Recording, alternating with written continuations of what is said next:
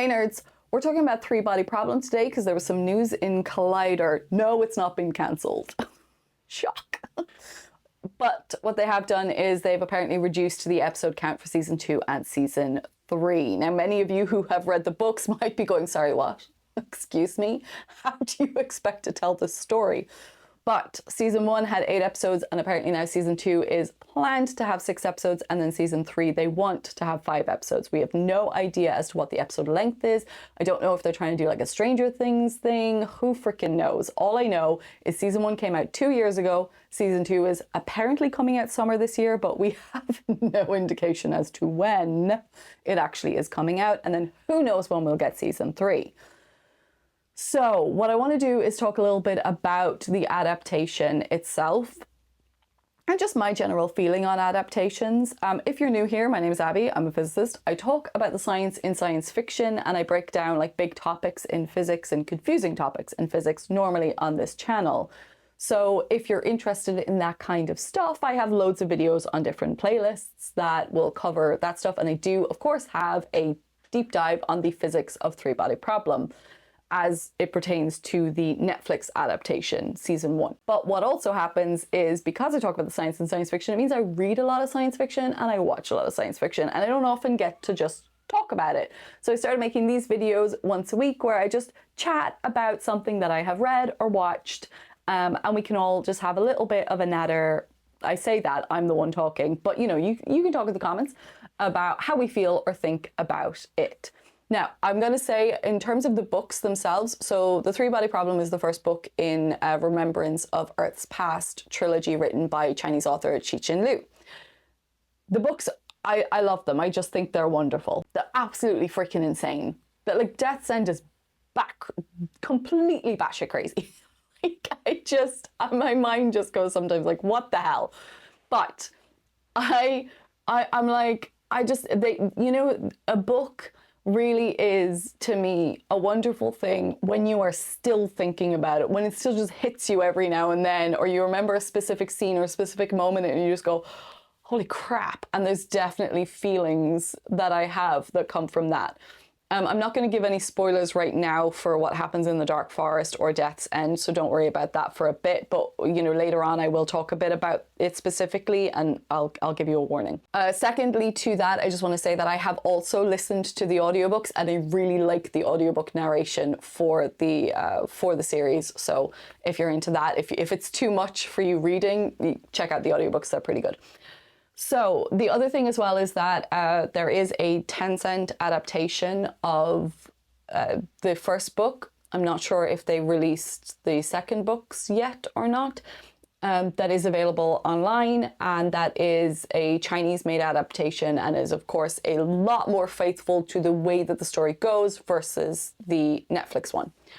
So, speaking of, let's talk Three Body Problem Netflix adaptation. Now, to start with, I'm going to say that I'm going to admit two things. I was very apprehensive about Netflix making it. I was very apprehensive about Benioff and Weiss making it for very specific reasons. And it's to do with trust. You guys, this is it. At this point now, as consumers, it's about trust. And Netflix basically just kicks us all in the face when it comes to trust regularly because they just cancel everything. So it's reached a point where they, as the kind of originators of binge watch TV, have destroyed the ability to binge watch TV, because none of us are willing to binge watch something when it first comes out, because we're just like, well, I'm going to wait and see if you cancel it first, because I'm not wasting. There is so much media for us, and we all have so much going on in our lives that none of us are willing to give like 8 hours of our time, 10 hours, 12 hours of our time to something if we just know that they're just going to cancel it immediately, and then it's like, well, there's no point in watching that season. So for the most part now, I think most of us prefer studios where we trust that they will finish the story. Something just went funky with my microphone and I might have moved things around a bit, so whoopsies. Anywho, what I was saying was that I just think that at this point, most of us prefer to put our trust into studios that are willing to tell the complete story. Now, the positive thing is that Netflix do seem to have committed to telling the complete story of this trilogy, but as to how far they're willing to go with covering the story, we don't yet know. And news about them reducing the episode volume may or may not be an indication of something not so great happening. Now, the second problem, or the second apprehension that I had, was about it being Benioff and Weiss doing it.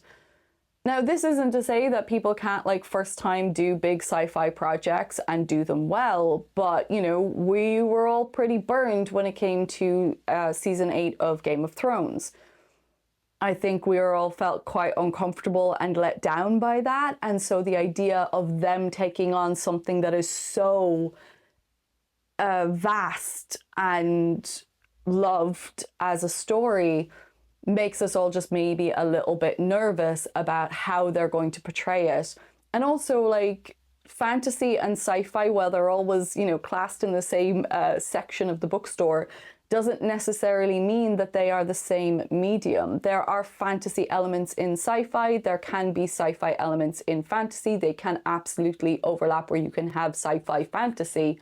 But science fiction, when it comes to the actual scientific content and the portrayal of science in media, is very different to fantasy. You can't just say, oh, it's fantastical, or it's, you know, it's indistinguishable from magic. That's the Arthur C. Clarke quote.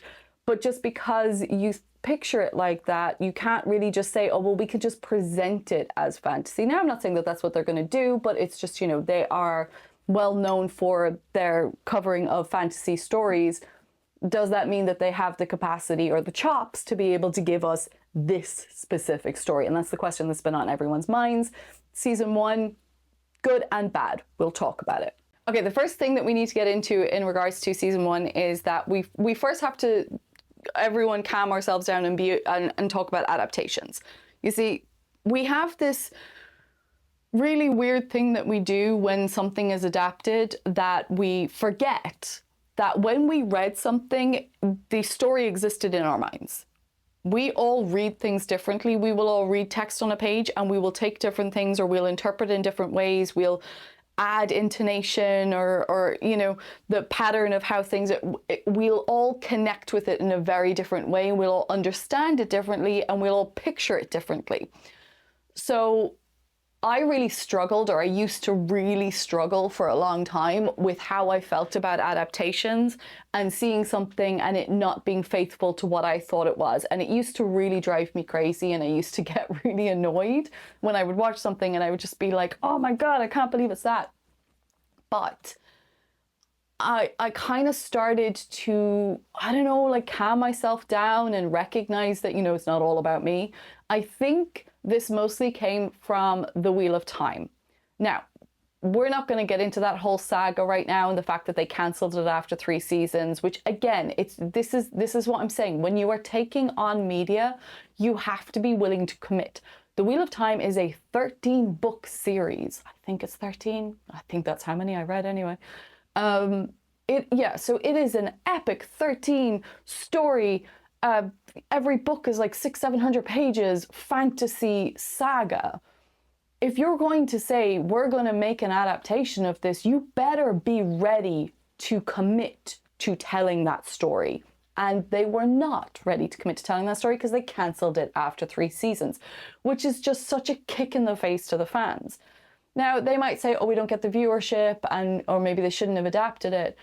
But if you do the adaptation well to something that has such an enormous fan base already, then if you can get them excited about it and if you can get them enthusiastic about it, then they will drive it for you.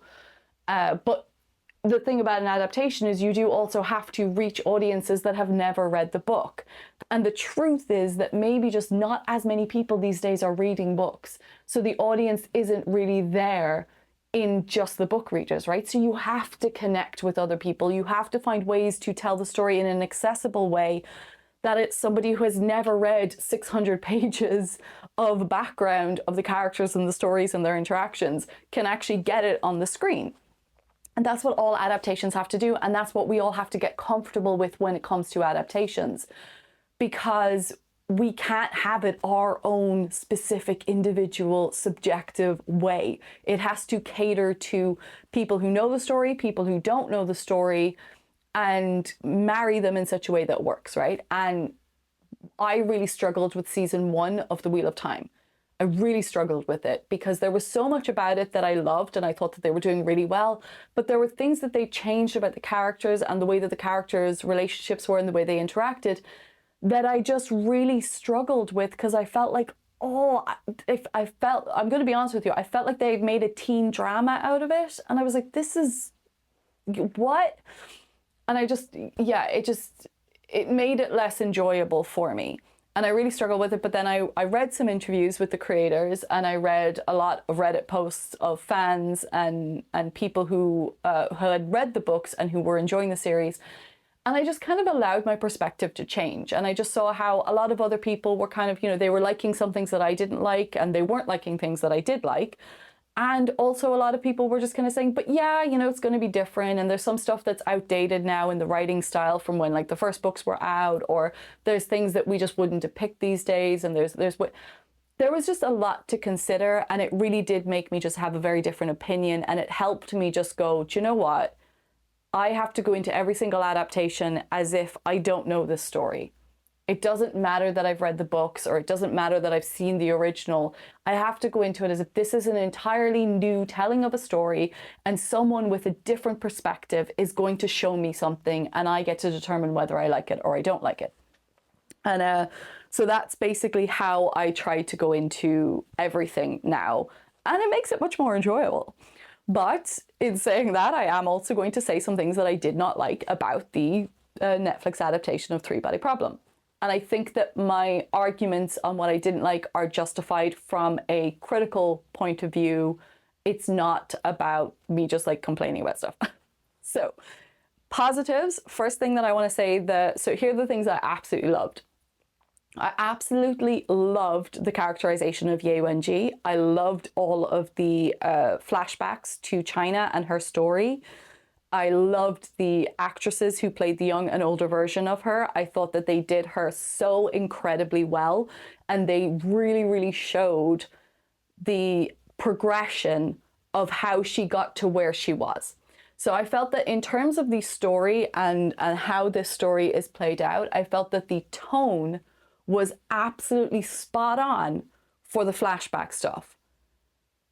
Where it wasn't right was in the modern day stuff. It shifted. And now I understand that the intention was to bring it to a more global audience, but I don't think they achieved the global audience in the way that they did the characterization, or the way that they created the friendship. Basically, my problem is the Oxford Five. I'm not saying the characters or the actors, I'm saying that the concept of the Oxford Five is the thing. I say this as a physicist doing my PhD at Oxford. It felt juvenile, it felt childish, and it felt it felt really a famous five, it just felt like, oh, these are the brightest minds in the world, and they all happen to be best friends from Oxford, and they all happen to study at the exact same course under the exact same professor, but they're all experts in different fields, in different areas. It made no sense. It drove me crazy. Now, a movie that does an incredible depiction of global scientists coming together to solve a problem is Contagion, right? I know we all avoided that movie for quite some time because, it felt very real, because it was very well done. But Contagion is an excellent depiction of having people interacting from different places around the world who have different roles within this global crisis. And that's an incredible way to do a global interaction. I would have been fine with them going, we're just going to set it all in Oxford or London because they want like a central hub. That's fine. I would have been fine with all of that if they had brought them all in from different places and you had these people meeting each other. I have no problem with how they decided to intertwine their stories, but it would have made more sense to me if they were all meeting each other for the first time, if they were all being pulled in because of their expertise and their abilities. Now, I think that the character, I'm going to say it, there's been a lot of criticism of the character of Augie. I want to be very clear about something. This has absolutely nothing to do with the actress, and this has absolutely nothing to do with any of the vitriol that was going on online, which was quite disappointing and really childish. The struggle that I have with the character of Augie is that the way that they wrote her doesn't make sense. Now, what they did was they split up the Wang Mao character. So in book one, there is a single character, Wang Mao, and he is the one who sees the numbers, and then he starts playing the game, and he enters the virtual reality world, and he hears about the Trisolarans, and he does, and then he's the scientist who creates the nanofibers. So there's this progression through how he scientifically goes through the understanding of what's happening, of what he's seeing on his eyes, of what the hell is going on. There is a progress that he has through learning and seeing the connection to the story and to the Trisolarans and where that's all going. And what they did was, because they split that character into two, they gave all of that connection to the virtual reality world, to the progression of the story, to linking with the Trisolarans. They gave all of that to Jin. Not only did they leave Augie with very little material to work with, they also encouraged her to have reactions that didn't really make sense to the character's progression and the character's understanding. And again, like I said, this is not the actress at all. This has nothing to do with that. It is everything to do with the way that they decided to write her. I feel like they did her a massive disservice, and I feel like they did a massive disservice to that character, or splitting that character up, and they just didn't give her any real purpose. And this is why I feel somewhat apprehensive about season 2. So from our perspective within the story of the books, Augie has literally nowhere to go right now. She is done. She is out. There is no point in that character being a part of the story anymore. But as far as I'm aware, they still have all the same cast, which makes me question how they plan on telling this story. Right, so the second half of the Wang Mao character is then played by Jin, who is done beautifully, which I think maybe is why I find the Augie thing so frustrating, because they did such a great job with the Jin character, and I just felt like they just did Augie a disservice. So Jin is also playing part of a character that we see in book 3. That's not a spoiler. In book 3, we get this flashback to this time period, and we follow what was happening with Jin. So they just kind of do that in the show. They pull anything that's from like book 2 and book 3 that's happening in the same time period. They just tell us it in that time period. Now, in terms of the rest of the Oxford 5, what we have, the two of them, Augie and Jin. We have Will, who's the brain in the box, and then we have the character who Samuel Tarly played. I can't remember. That is a character that does appear in, I can't remember, book 2 or book 3, that is friends with the Will guy, and that whole story progresses fairly similarly, except for, you know, the gruesome death. In terms of that. And then obviously we have Will is gone off, and then we have the guy Leo. Sorry, I did pull up the cast list so I would remember this. Saul. But Saul is playing a character, Luo Ji, from book 2. So it is Luo Ji / Saul's story that we should be going into in season 3 with the wall facers. So that's our Oxford 5. And then we have Jin's boyfriend, who is a representation of the character from book 2, Beihai. And we also have Liam Cunningham playing Thomas Wade, isn't it? And then we have the perfect casting of Benedict Wong, King of Sci-Fi, as Da Shi. Now, in terms of the progression of the story in season 1, I think it was fine. It was fairly well laid out in order to give the parts of the story that were necessary, in order to give us the virtual reality, to give that horrific nanofiber ship scene, in order to give us the Trisolarans threat on the way, and the nuclear sail sending the brain in a box. So this is the part where, if you have not read the books and you don't want any spoilers, this is your time to tap out. Just cut off the video here. I'm gonna ramble for another few seconds because if the audio is on and you want to mute it or whatever, if you're stepped away and you can't get to it, turn it off right now if you do not want any spoilers. Moving into book 2 and book 3, so now season 2 and season 3 of the show, I really struggle to see how they're going to pull this off. Now, I would like to be proven wrong because I want a great adaptation of this and I want to see it, of course.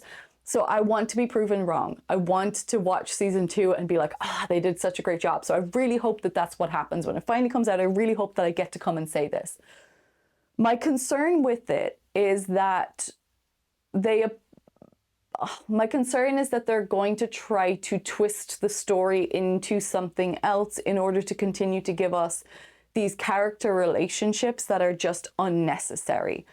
Now, other people will agree with that. I mean, obviously humanity is all part of science fiction, and sometimes that connection with different people within humanity is all important to the telling of the story. But I do think that we are very bored with the constant telling of stories being this very, very tropey love triangles, unrequited love, just constant pushing of these unnecessary tropes within friendships and men and women and all this stuff. Augie has no point in season 2. That character has nowhere to go, although I suspect they're going to make her the Luoji dream girl character. Maybe that's what they're going to do, and maybe that's why they had that interaction with her and Saul in season 1. I don't really know how they're going to play out that part of the story, Luoji's life as the wall facer and the interactions and the realization that he has when it comes to the Dark Forest, because that is a fairly long part of book 2, but visually probably would play out much quicker, I would guess, on screen, unless they're going to have like a lot of other stuff going on at the same time. But the biggest issue that I have is how are they going to do the time jump? So they're going to have to resolve the wall facer storyline pretty quickly in order for us to do the time jump.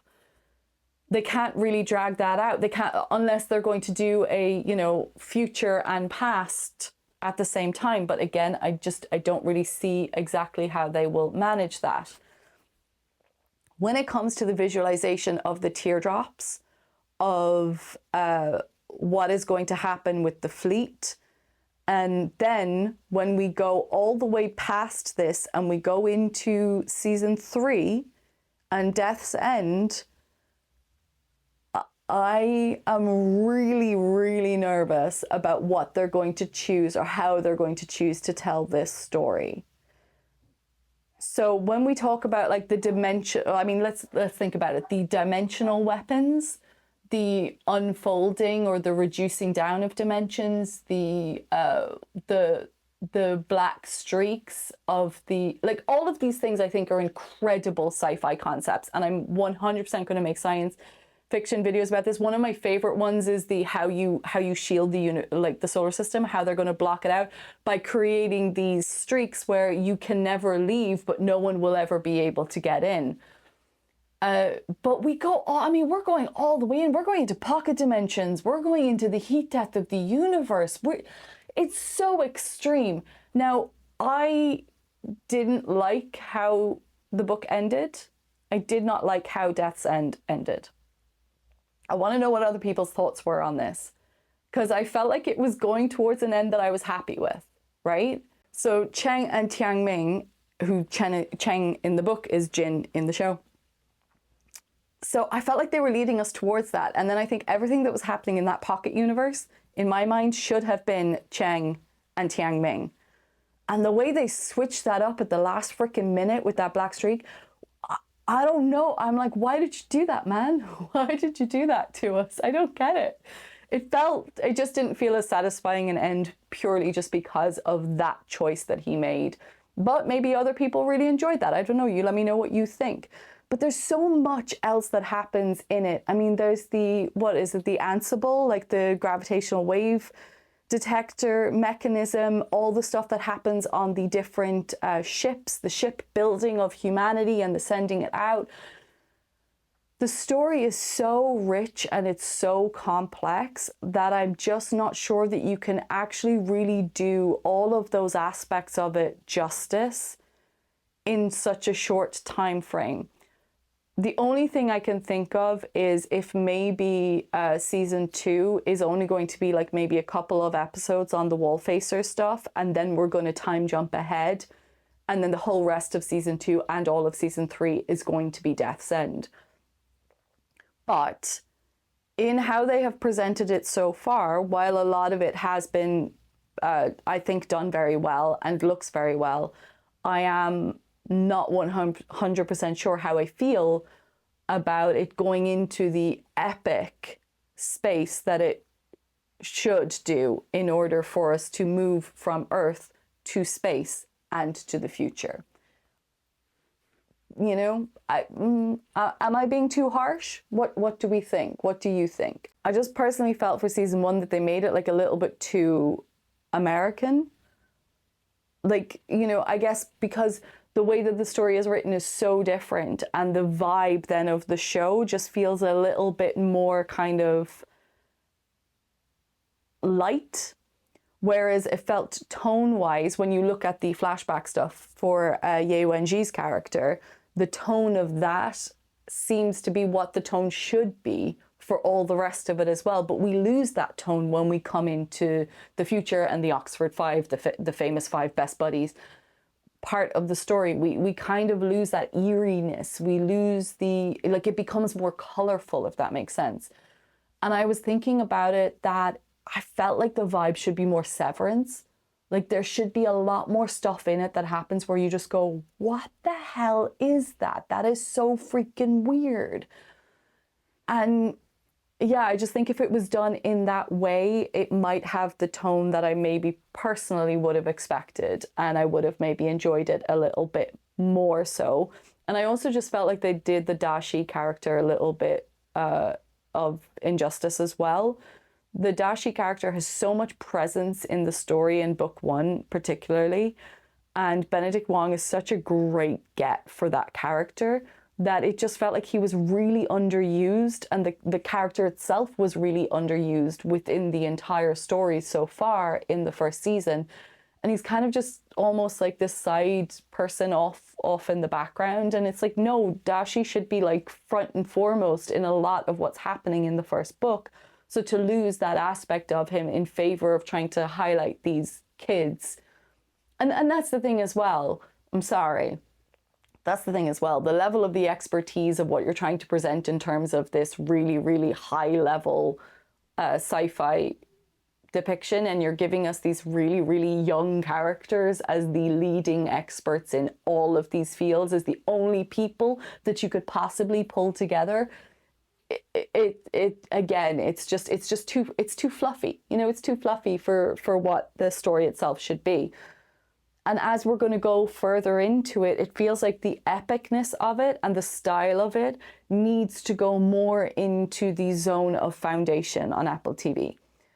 Now, people have their own criticisms about the Foundation adaptation, which I have also a lot to say about. Very positive. And I get in arguments with people about it, but I will very happily do that. But in terms of like epic sci-fi, in terms of having this vision of this empire, of this galaxy, of space travel and everything that's happening on that scale of things, it is done so beautifully. And it's the atmosphere that you get. That's what you need to get right? Is the atmosphere. And I just feel like the atmosphere of Foundation is perfect. The atmosphere of Severance is perfect. The atmosphere of Ye Wenji's parts in Three Body Problem is perfect. The atmosphere of everything else is flat. It doesn't match up with the tone of what is happening in the story and where the story is going to go. And that's kind of what I struggled with. In saying that, I did really like all the virtual reality bits. But yeah, I have apprehension about them being able to complete the story. And I have a lot of apprehension now about, well, firstly, when it's going to come out and whether it can live up to what it needs to be within the scale of what they seem to be willing to give it. But in saying that, I'm also, I'm excited to see it, and I'm very happy to be proven wrong. I mean, I don't need to be right, you guys, like on my opinions and my initial thoughts. If I can be proven wrong in such a way that we can then look and at the end have an epic story that was told really well and concluded in the right way, I am all for it. But, we'll have to wait and see.